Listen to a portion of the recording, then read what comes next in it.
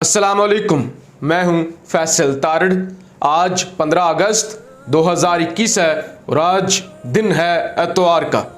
अल्लाह ताला कुरान पाक में फरमाते हैं, औज़ु बिल्लाहि मिनश शैतानिर रजीम, बिस्मिल्लाहिर्रहमानिर्रहीम, अलम तारा कैफ़ा फ़अल रब्बुका बिअस्हाबिल फ़ील। क्या नबी, क्या आपने नहीं देखा कि हमने हाथी वालों के साथ क्या किया। सदक़ल्लाहुल अज़ीम। आज हम अपनी आंखों के सामने तारीख बदलते हुए देख रहे हैं। जो मंजर हम आज से 1400 साल पहले इन अपनी आंखों के सामने नहीं देख सके थे, आज अल्लाह ने हमें यह मौका दिया है कि वही मंजर हम अपनी आंखों से देखें, अपने अंदर ईमान पैदा करें, इससे सबक हासिल करें और इससे इबरत भी हासिल करें। आज से 1400 साल पहले छोटे छोटे परिंदों ने एक बड़े हाथियों के लश्कर को शिकस्त दी थी और अल्लाह ने इस वाक़ये को कुरान के अंदर दर्ज किया। लिहाजा कुरान जो कि हमेशा रहेगा, जो हमेशा से चलता हुआ आ रहा है, तो इसका मतलब यह है कि उसकी कोई आयत भी किसी मखसूस वक्त के लिए नहीं होती, बल्कि हमेशा के लिए एक सबक होती है।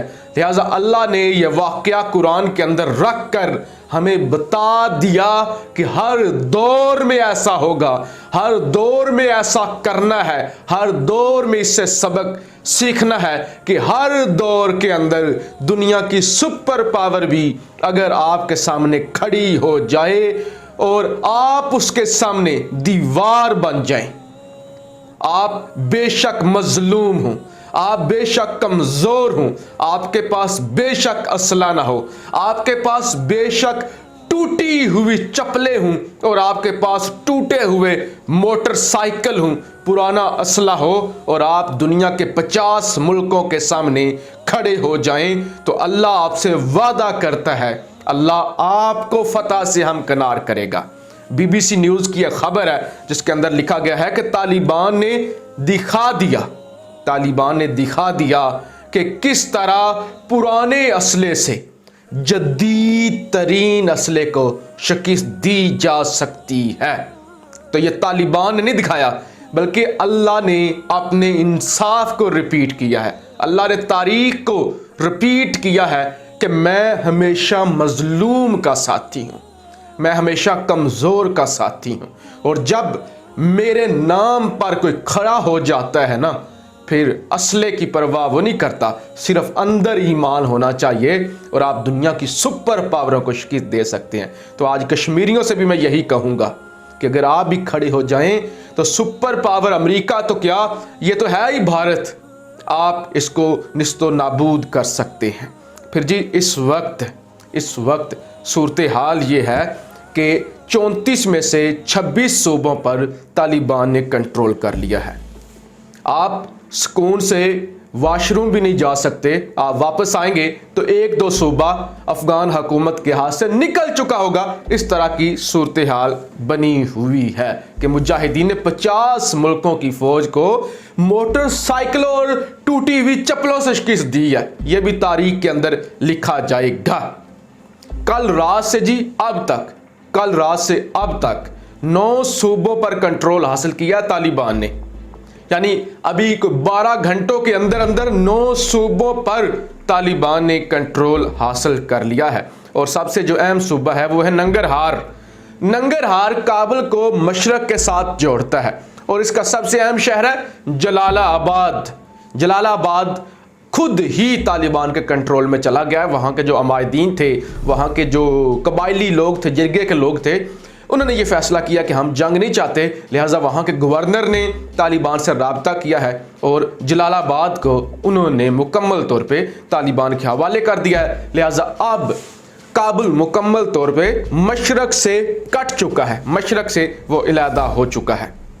जबकि एक लूगर के अंदर खिजर नामी एक बहुत बड़ी असले की मंडी थी, असले की एक बेस थी जिस पर तालिबान ने कंट्रोल हासिल कर लिया है। इसके अलावा ये जो पाकिस्तान के साथ बॉर्डर लगता है, ये वाला जो इलाका है, तुर्खम का इलाका, इस पर भी तालिबान ने कंट्रोल हासिल कर लिया है। सिर्फ 8 सूबे रह गए हैं जिन पर अभी तक तालिबान का कंट्रोल नहीं हुआ।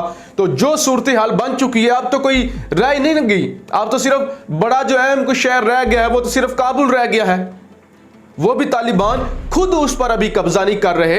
अदरवाइज तालिबान सिर्फ 9 मील के फासले पर है, सिर्फ 9 मील के फासले पर है तालिबान। तो उस पर भी तालिबान कब्जा कर लेंगे। और जो सूरत हाल बनी हुई है, ये 8 सूबे खुद ही तालिबान के कदमों में आकर गिर जाएंगे। और इस वक्त अमरीकी गाड़ियां तालिबान के पास हैं और वो फतूहात कर रहे हैं। और इसके अलावा वही अमरीकी गाड़ियां अफगान फौज के पास भी हैं और वो भाग कर ईरान जा चुकी हैं। और अब अमेरिका के पसीने छूटे हुए हैं कि अब क्या होगा कि हमारी गाड़ियां, हमारी टेक्नोलॉजी हमारे दुश्मन मुल्क ईरान के अंदर जा चुकी हैं। क्योंकि अफगानी फौज ने भाग कर पनाह ली थी ईरान के अंदर, तो अब अमेरिका घबराया हुआ है कि हमारी टेक्नोलॉजी कहीं ईरान कॉपी ना कर ले। लानत है ऐसी टेक्नोलॉजी पर जो आपको बचा नहीं सकी, आपके 50 मुल्कों की फौज को नहीं बचा सकी। और आप जिस सौगात को छोड़कर गए थे कि तुम अब हिफाजत करोगे काबुल की, वो भी इस टेक्नोलॉजी के जरिए नहीं बचा सकी। लिहाजा एक चीज जो पिछले 6 मिनटों से आपको समझाने की कोशिश कर रहा हूं, टेक्नोलॉजी, असला, ताकत कुछ नहीं होती, ईमान सबसे बड़ी चीज होती है। और आज मेरा और आपका ईमान पहले से मजीद मजबूत होना चाहिए कि अल्लाह बहुत बड़ा है। सबसे बड़ी जात बेशक अल्लाह ताला की है। जबकि नंगरहार की जी हम बात कर रहे थे, नंगरहार की वजह से भारत बहुत ज्यादा घबराया हुआ है। अब भारत क्यों घबराया हुआ है? इसलिए कि वहां पे BLA के ठिकाने हैं, वहां पे दाइश के ठिकाने हैं और ये अमाजगाह थी BLA की और दाइश की। तो अब भारत का मजीद प्रोपेगेंडा नहीं चल सकेगा वहां पर, क्योंकि कब्जा हो चुका है। इस वक्त जी बाइडन ने 5000 फौजियों को इजाजत दी है कि तुम जाओ अफगानिस्तान और लोग लेकर आओ जो अमेरिकी एम्बेसी की हैं। सूरत हाल ये है कि गुज़श्ता पूरी रात काबुल की बिजली बंद थी, मुकम्मल तौर पे काबुल के अंदर ब्लैक आउट था। सैकड़ों की तादाद में अमरीकी चॉपर, अमरीकी तैयारे उड़ रहे थे, पूरे काबुल के ऊपर उड़ रहे थे। वो जल्दी में सामान इकट्ठा कर रहे थे, जल्दी में अपनी अहम तरीन जो चीज़ें थी वो जला रहे थे ताकि ये तालिबान के हाथ ना लगें, ताकि हम दुनिया के सामने एक्सपोज ना हो। लिहाजा पूरी रात बिजली बंद की, तैयारे भर भर के सामान वापस लाया गया। और अमेरिका ने एक दफ़ा फिर अपने मुंह पर कालिक मल ली है कि रात के अंधेरे में सुपर पावर भाग रही है, बिजली बंद करके भाग रही है। यही तरीका उन्होंने अपनाया था जब वो बगराम एयरबेस से भागे थे।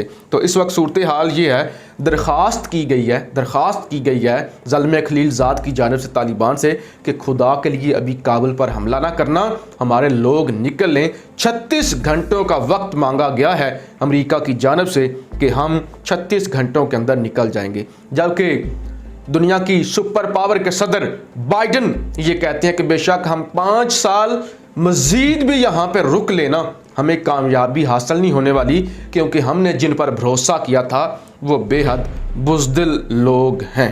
तो 9 मील मैंने आपको बता दिया फासले पर रह गया है। गुज़श्ता रात एंटनी ब्लिंकन जो कि अमरीकी सेक्रेटरी स्टेट है, उसका जी राब्ता होता है अशरफ गनी से, और वो ट्वीट पता क्या करता है?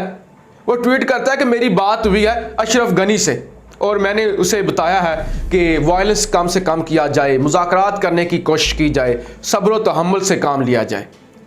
आपने सुना है मैंने क्या कहा है? एंटनी ब्लिंकन कहता है मैंने अशरफ गनी से बात की है, I spoke to Ashraf Ghani. उसने ये नहीं कहा कि अफगान प्रेसिडेंट से बात की है, उसने अपने ट्वीट में ये नहीं कहा कि मेरी अफगान सदर से बात हुई है। दूर दूर तक सदर का लफ्ज इस्तेमाल ही नहीं है, या कोई साहब का लफ्ज भी इस्तेमाल नहीं है। एंटनी ब्लिंकन कहता है मैंने अशरफ गनी से बात की है, जैसे कोई भी रैंडम सा बंदा है उससे मैंने बात की है। तो ये इज्जत है इसकी अशरफ गनी की कि तलवे चाट चाट कर वो इसे सदर भी नहीं समझ रहे। वो इसे सदर कहकर मुखातब भी नहीं करते। वो कहते हैं कि हमारी अशरफ गनी से बात हुई है, उसे समझाया कि बंदे के पुत्र बन जाओ, अब तुम्हारे हाथ से कुछ नहीं रहेगा, तुम्हारे हाथ में निकलने वाली बात करो, ऐसे ही कहीं मारे जाओगे। तो ये सूरत हाल है जी। किसी वक्त भी काबुल पर कब्जा हो सकता है। तारीख दोहराई जा रही है और इस तारीख से पूरी दुनिया सबक सीखे। इस वीडियो का मकसद ये है कि तमाम के तमाम लोग इस ये जो वाक़या पेश आ रहा है ना, हमारे सामने तारीख बदलती हुई हम देख रहे हैं, अपनी आंखों से देख रहे हैं कि एक छोटा सा लश्कर किस तरह दुनिया की बड़ी ताकतों से लड़ा और वो फतह याब हो रहा है। तो इससे सारे सबक सीखें, सारे सबक सीखें। इसके अलावा जी आज 15 अगस्त है, भारत का यौम आज़ादी है। भारतीयों को मैं मुबारकबाद भी देना चाहूँगा। उसके साथ साथ कश्मीर के अंदर जी बड़ी बड़ी स्क्रीनें लगाई गई कि मोदी का ख़ताब सुनाया जाएगा। किसी एक शख्स ने भी मोदी का ख़ताब नहीं सुना। तमाम की तमाम स्क्रीनें ऐसे खाली सड़कों पर लगी हुई हैं और मोदी अपना राग अलाप रहा है, किसी ने भी नहीं सुना। बाइकआउट किया गया है मुकम्मल तौर पे कश्मीरियों की जानब से नरेंद्र मोदी का। उन्होंने 14 अगस्त कल ही सेलिब्रेट कर ली थी। इसके अलावा जी गुज़श्ता रात को ये खबर मैंने पढ़ी थी, लेकिन रात काफ़ी हो चुकी थी, रात के तकरीबन उस वक्त 12:45 हो चुके थे। तो मैंने कहा सुबह इस पर बात करूँगा, क्योंकि इस वक्त अफ़गानिस्तान की इतनी संगीन सूरत हाल है, इतनी नाजुक सूरत हाल है। तो अब भारत और अशरफ गनी जो कि डिप्रेशन का शिकार हैं, वह पाकिस्तान पर हमले कर रहे हैं। वो इसका जिम्मेदार पाकिस्तान को समझते हैं या शायद वो अपनी भड़ास निकालना चाहते हैं। तो गुज़श्ता रात कराची के अंदर एक धमाका किया गया है। एक ट्रक पर ग्रेनेड फेंका गया है, एक बम नुमा चीज़ फेंकी गई है एक ट्रक के ऊपर, जिसके अंदर तकरीबन 20 से 25 लोग सवार थे जो कि शादी की तकरीब से वापस आ रहे थे बल्दिया टाउन के अंदर, और 10 लोग मारे गए हैं। 6 औरतें हैं, 4 मर्द हैं। अभी तक की जो इतलात है शायद ज़्यादा भी मारे गए हों, शायद ज़्यादा भी जख्मी हुए हों, लेकिन अभी तक की ये सूरत हाल है कि बल्दिया टाउन के अंदर मच घोट के अंदर ये ब्लास्ट हुआ है, जिसके अंदर 10 लोग मारे गए हैं। तो आइंदा आने वाले दिनों में हालात मज़ीद भी ख़राब हो सकते हैं। इस वीडियो का खुलासा आपके सामने रख दूं। खुलासा ये है कि 34 में से 26 सूबों पर कंट्रोल हो चुका है। तालिबान काबुल से 9 किलोमीटर के फासले पर हैं। BLA, दाइश, TTP इनका बेड़ा गर्क हो चुका है। इंडिया की इन्वेस्टमेंट डूब चुकी है और अमेरिका बत्तियां बंद करके अपने तैयारे लाया हुआ है और वो अपने बंदों को तेज़ी से निकालता जा रहा है और अल्लाह तालिबान को फतह याब कर रहा है। आप राय का इजहार ज़रूर कीजिएगा। पाकिस्तान जिंदाबाद।